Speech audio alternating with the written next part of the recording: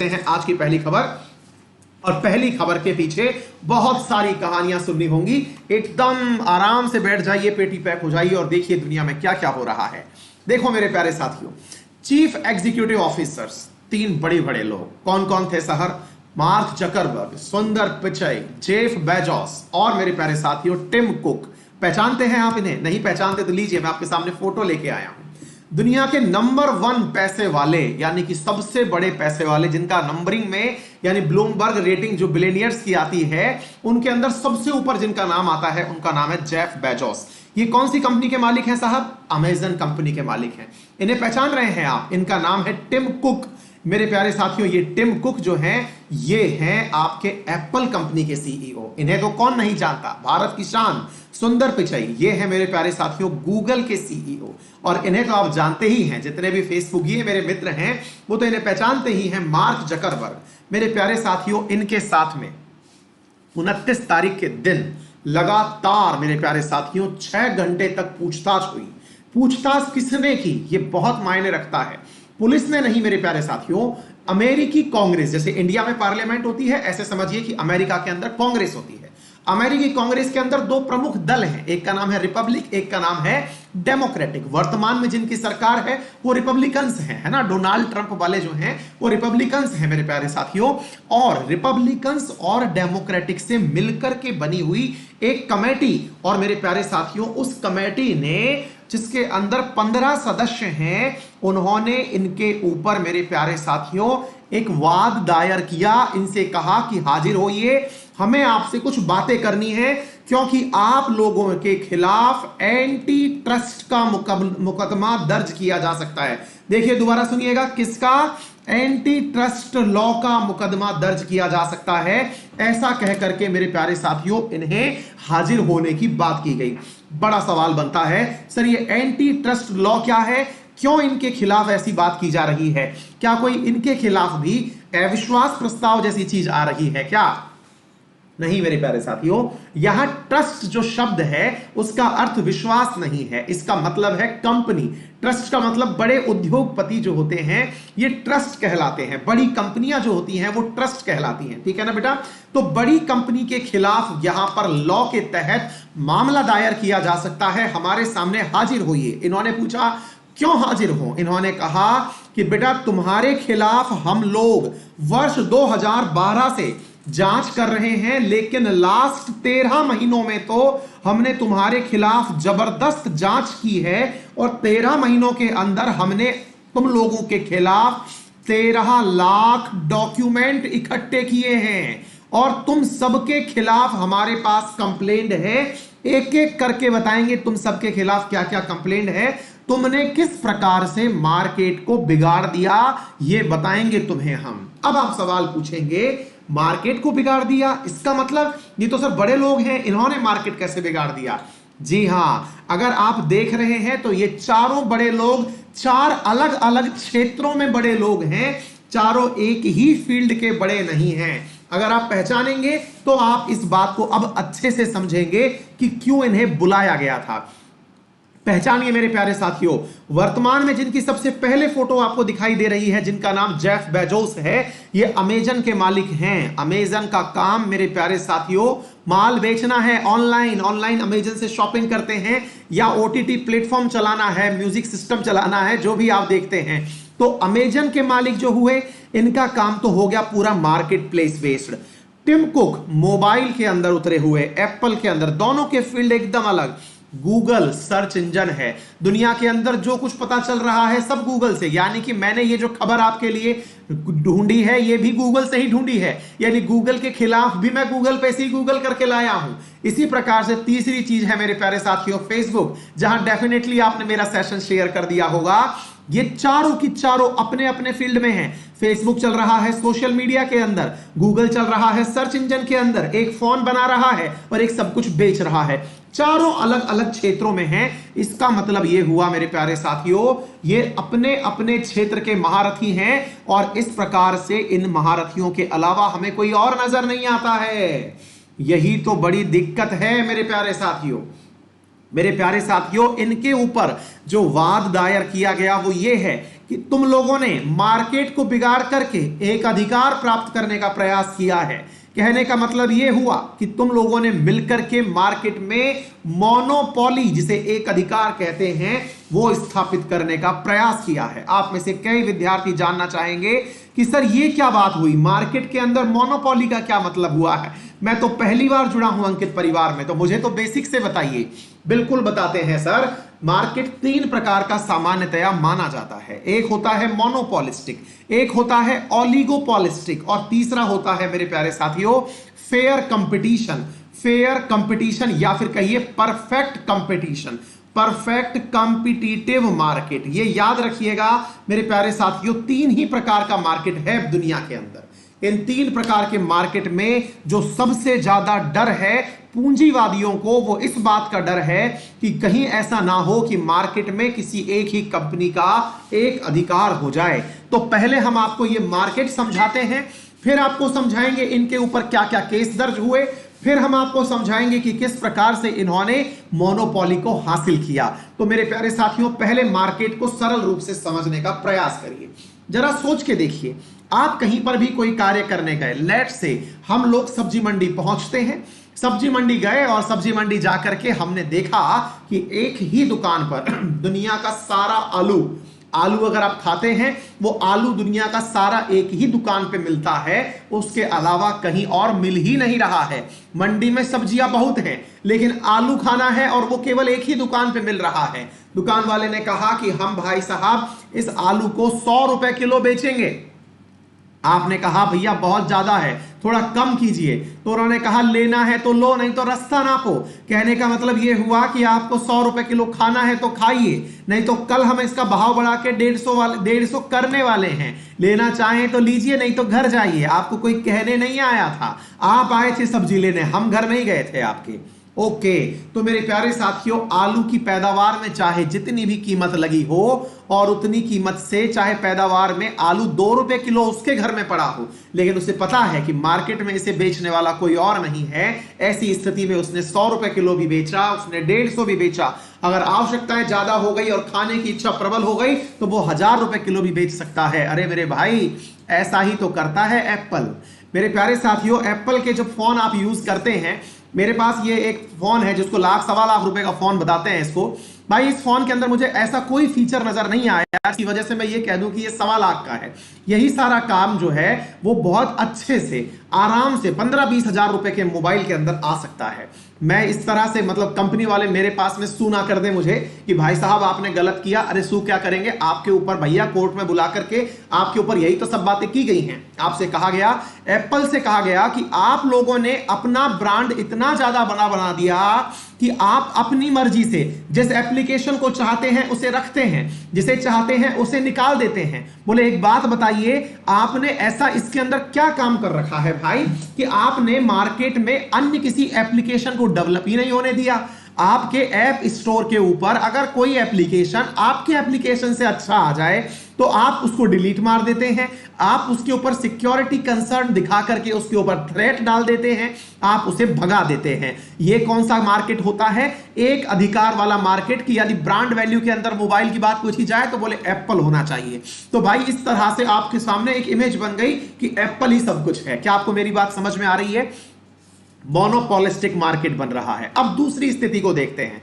दूसरी स्थिति यह है कि सर जैसे हमारे अलवर के अंदर ना कलाकंद मार्केट है, मिल्क केक मार्केट, और मेरी कहानियों में मिल्क केक की चर्चाएं अवश्य रहती है क्योंकि मुझे एक ही चीज बहुत ज्यादा पसंद है। अलवर का हूं तभी तो मीठा बोलता हूं भाई, है भाई, ध्यान से सुनिएगा। तो हमारे यहाँ कलाकंद मार्केट है और कलाकंद मार्केट के अंदर लगभग 8-10 दुकानें हैं, बड़ा फेमस है, अलवर के अंदर वर्ल्ड फेमस हैं। तो भाई साहब, अलवर की जो वर्ल्ड फेमस दुकानें हैं, जो अलवर में ही वर्ल्ड फेमस है, लोग हालांकि बाहर भी जानते हैं, उन्होंने आपस में एक मार्केट की रेट डिसाइड कर ली मिल करके कि भाई चलो हमको इतने रुपए में, कि भाई 500 रुपए किलो कि 1000 रुपए किलो के हिसाब से ये सामान बेचना है। कितने लोग थे उस मार्केट के अंदर? 10-15 लोग थे। उन्होंने आपस में एक यूनियन बनाई और निर्धारित कर लिया कि मार्केट को हमको इतने में ही सामान देना है। आप एक्स दुकान पर गए, आपने कहा भैया थोड़ा सा सामान दे दीजिए, दुकानदार ने सामान पकड़ा दिया। आपने कहा भैया कम कर लीजिए, उसने कहा लेना है तो लीजिए, तो बोले जाइए दूसरी दुकान पे जा रहे हैं। दूसरी दुकान पर गए, वहां पर भी वही रेट था। तीसरी दुकान पर गए, वहां पर भी वही रेट था।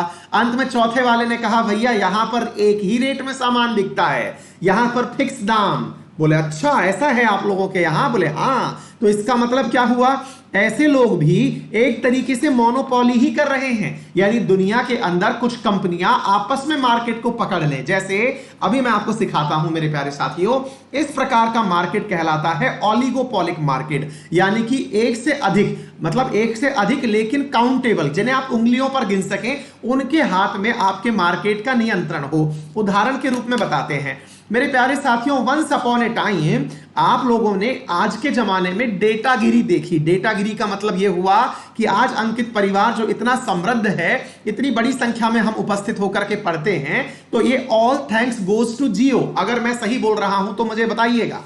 बोले सर ऐसा क्यों कह रहे हो? मैंने कहा भाई साहब मैंने वो समय भी देखा है और आपने भी देखा है जब 250 रुपए का हम लोगों को 1 GB डेटा मिला करता था। अब 1 GB डेटा साहब 250 रुपए का मिलता था, एयरटेल वाले, वोडाफोन वाले, आइडिया वाले।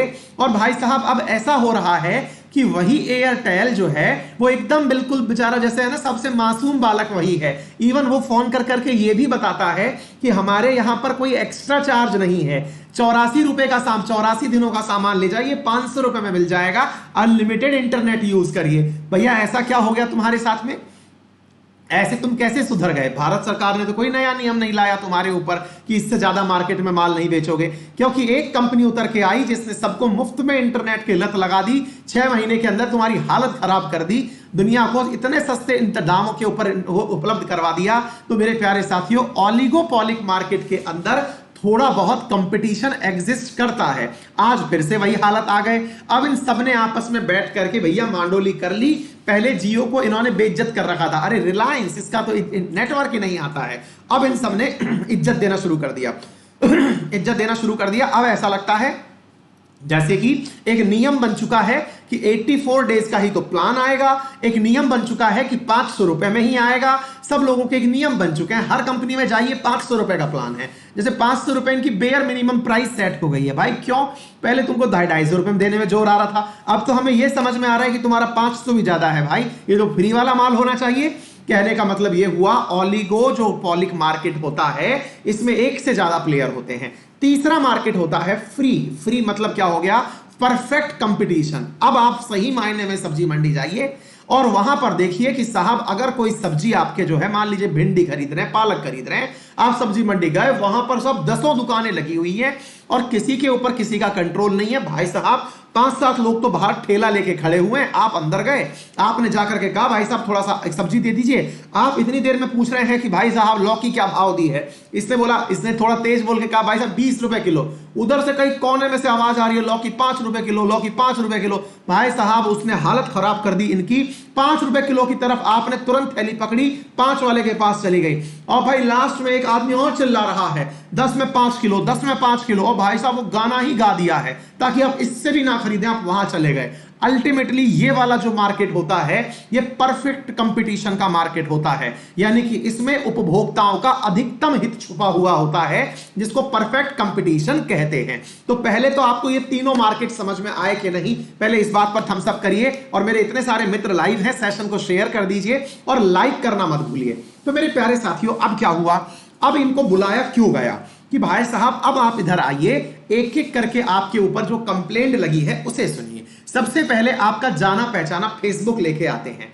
मेरे प्यारे साथियों, फेसबुक के खिलाफ कंप्लेंट में जांच में यह पाया गया कि फेसबुक ने इंस्टाग्राम को धमका करके खरीदा था। दोबारा सुनिए क्या बोल रहा हूं, फेसबुक ने इंस्टाग्राम को धमका के खरीदा था। बोले कैसे? बोले भाई साहब इंस्टा वालों ने हमें ईमेल सेंड किए थे, उसमें यह बताया गया था कि 2012 में तुम्हें डर लगने लग गया था। किसको? फेसबुक को। क्या?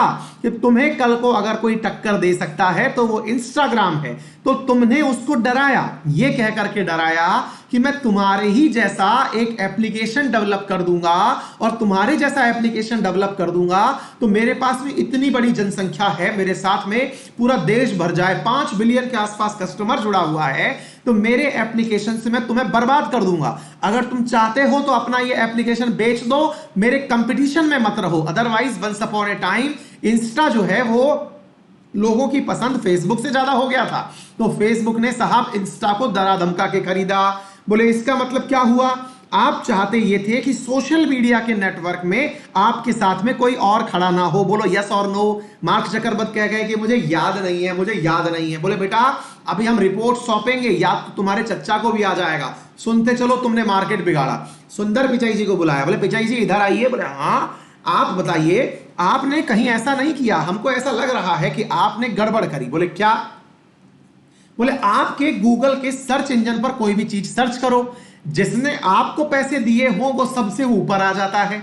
भाई एक बात बताइए, आपने जब सर्च इंजन बनाया था तब तो बड़ी फेयर कस्में खाई थी कि हम दुनिया के लिए एक ऐसा प्लेटफॉर्म बनाने जा रहे हैं जो सबके लिए होगा, वो सब उसके ऊपर मतलब परफेक्ट स्थान पाएंगे। आपने तो साहब सर्च इंजन के अंदर ही बग डाल दी। बोले क्या बग डाल दी? मैं आपको बताता हूं मेरे प्यारे साथियों।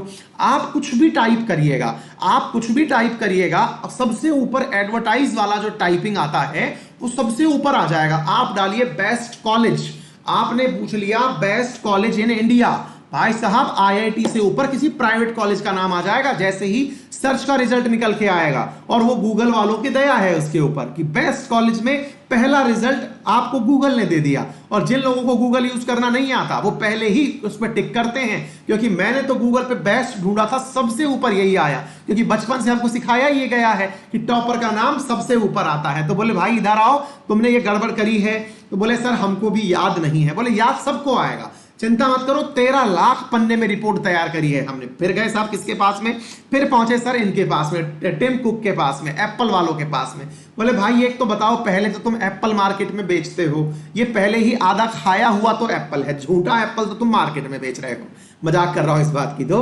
लेकिन इनसे कहा गया कि एक बात बताइए, आप लोग जो आपका एप्लीकेशन है जिसको आप कहते हैं प्ले स्टोर, उस प्ले मतलब एप्पल का जो iOS वाला सिस्टम है जहां से आप लोग ये लोगों को ऐप स्टोर के नाम से एप्लीकेशन बेचते हो, वहां पर भाई ऐसा बताओ तुमसे बढ़िया कोई एप्लीकेशन बना दे, तुम उसे डिलीट क्यों मार देते हो भाई? है तुम ये कह करके कि सिक्योरिटी थ्रेट है, किसने बताया सिक्योरिटी थ्रेट है, तुम उसको डिलीट मार देते हो भाई। यानी कि तुमने भी मार्केट में तुम्हारा कंपटीशन खड़ा ना हो इसलिए उसे मारने की कस्में खाई हुई हैं। ओ भैया इधर आओ, भैया जेफ बेजोस तुम इधर बताओ, तुमने यार गजब हद कर रखी है। बोले क्या कर रखी है? तुम तो बढ़िया वाले आदमी हो। बोले क्या? तुम अपने आप को कहते हो कि हम तो प्लेटफॉर्म हैं। बोले कैसे? बोले हम तो सारी दुनिया को आमंत्रित करते हैं कि अपना माल बेचने के लिए कृपया अमेजन पर आइए। आप तो कहते हो कि आप थर्ड पार्टी सेलर प्रमोट करते हो। कहने का मतलब हुआ कि अमेजन तो एक वेबसाइट है जिस पर आप सर्च करेंगे, जैसे मान लीजिए आपने सर्च किया कि भैया हमें जो है बढ़िया जो है वो चाहिए, जूते चाहिए, आपने सर्च मारा, आपके सामने 10 ऑप्शन दिख करके आ गए। 10 ऑप्शन दिख करके आ गए, उसमें से जो बेस्ट प्रोडक्ट था, आपने ढूंढा सस्ते जूते, उसमें से जो बेस्ट प्रोडक्ट था वो मान लीजिए आपका खुद का बनाया हुआ नहीं था, आपने उस व्यक्ति के प्रोडक्ट की कॉपी मार ली और प्रोडक्ट की कॉपी मार के उसमें अमेजन का ठप्पा लगा करके कि भाई ये किंडल हमारा है, या फिर अमेजन का कोई भी प्रोडक्ट लिया और वो उठा करके अपने नाम से बेचना शुरू कर दिया। यार तुम तो थर्ड पार्टी के साथ में दुभात कर रहे हो यार, ये कोई मतलब हुआ? तुम तो यार गलत काम कर रहे हो। तो भाई इनके साथ भी यानी जेफ बेजोस को भी थर्ड पार्टी के मसले पे पकड़ लिया गया। तो कहने का मतलब है इन सब के साथ चली बढ़िया वाली खींचतान, और अंत में इनसे कहा गया कि देखो बेटा अब बात यह है कि तुम्हारे ऊपर 3 कानून लागू होते हैं, उन कानूनों को हम एंटी ट्रस्ट लॉ के नाम से जानते हैं। और ये जो 3 कानून तुम्हारे ऊपर लागू होते हैं, इनमें से सबसे पहला कानून जो है जिसके तहत तुम्हें यहां बुलाया गया है उसका नाम है शर्मन एक्ट। उसका नाम है शर्मन एक्ट। इस शर्मन एक्ट के तहत तुम्हें बुलाया गया है जो 1890 में आया था। मतलब हमारे बोले अमेरिका के अंदर 3 प्रकार के एक्ट हैं जो मार्केट में फेयर प्रमोशन करते हैं, यानी कि फेयर जो क्या कहते हैं उसको, कंपटीशन को प्रमोट करते हैं। दूसरा है फेडरल ट्रेड, दूसरा है federal trade commission act, federal trade commission act. बोले भाई दूसरा एक्ट हमारे ऊपर यहां पर तुम्हारे ऊपर ये लागू होता है, और तीसरा जो होता है वो है क्लेटन एक्ट। अब देखो बेटा तुमसे हमने पूछ लिया तुम्हें कुछ याद है कि नहीं है, तुम्हें याद नहीं है कोई बात नहीं, हम अब अपनी रिपोर्ट बना रहे हैं, सरकार को अपनी रिपोर्ट बना के सौंपेंगे। अगर उस रिपोर्ट में कुछ भी गलत पाया गया तो तुम्हारे साथ में वही बर्ताव किया जाएगा जो कि एक मार्केट बिगाड़ने वाले के साथ किया जाता है। अब आप पूछेंगे कि सर एक बात बताइए, इन लोगों ने कोई प्रतिक्रिया नहीं दी क्या? हाँ दी ना, इन्होंने प्रतिक्रिया दी। इन्होंने प्रतिक्रिया दी खुद के देश के खिलाफ। इन्होंने क्या कहा? इन्होंने कहा कि देखिए अमेरिका हमारे साथ अच्छा नहीं कर रहा है। बोले क्यों? बोले हम लोगों ने अमेरिका का प्रभुत्व कायम किया पूरी दुनिया के अंदर। दुनिया की टॉप 10 कंपनी जब ढूंढने जाते हो तो वो अमेरिकी हैं। एक समय पर अमेरिकी थी, लेकिन अमेरिकी सरकार ने डेमोक्रेसी के चलते हमारे ऊपर कर्टेल किया, हमको रोका, हमारे मोनोपोलिस्टिक होने को रोका। और आज यही कारण है कि दुनिया की जब टॉप कंपनी ढूंढने जाते हो तो उसमें से आधी चाइनीज कंपनी निकल आती हैं, क्योंकि वहां पर अब देखिए इन लोगों ने भी किसका प्रमोशन कर दिया? चाइना का। कि आपके यहां पर आधी कंपनी जो है वो चाइना की टॉपर निकल के आती हैं, क्योंकि चाइना में कोई भी कार्य करने से नहीं रोका जाता। हाँ बिल्कुल, आप लोगों ने लेकिन उदाहरण गलत कोट किया साहब। मार्क जकरबर्ग जी, आपसे ये उम्मीद नहीं थी। आपसे उम्मीद नहीं थी कि सिक्योरिटी को कॉम्प्रोमाइज करके आपके यहां पर हुआवे 5G लॉन्च कर दे, सारा डेटा जैसे आप चोरी करते हैं वो भी चोरी कर ले। आपको यह शोभा नहीं देता था मार्क जकरबर्ग जी कि टिकटॉक के नाम पर हमारे देश के युवा को गुमराह किया जाए, उन्हें समझाया जाए कि यही रोजगार है, टीवी के सामने मतलब कैमरे के सामने बाल रंगीन करके नाच लो, यही रोजगार है। इसको आपने सही कैसे ठहरा दिया? तो कहने का मतलब यह है मेरे प्यारे साथियों कि अल्टीमेटली जो कार्य हुआ उस कार्य के अंदर जो बातें निकल के आई, मैंने वो आपके सामने पहुंचाने का कार्य किया है। आपको मार्केट का प्रकार समझाया, आपको यह समझाया कि कांग्रेस ने कैसे ग्रिल किया सीईओज को, जो कि अमेजन के, एप्पल के, फेसबुक के और गूगल के थे। अब देखना होगा कि इनके ऊपर क्या कोई डंडा चलता है, कोई नियम बनकर के इनके साथ कर्टेल किया जाता है अथवा नहीं किया जाता है। चलिए साथियों आगे बढ़ते हैं, आगे सवाल की तरफ हम बढ़ते हैं और अगला सवाल बना है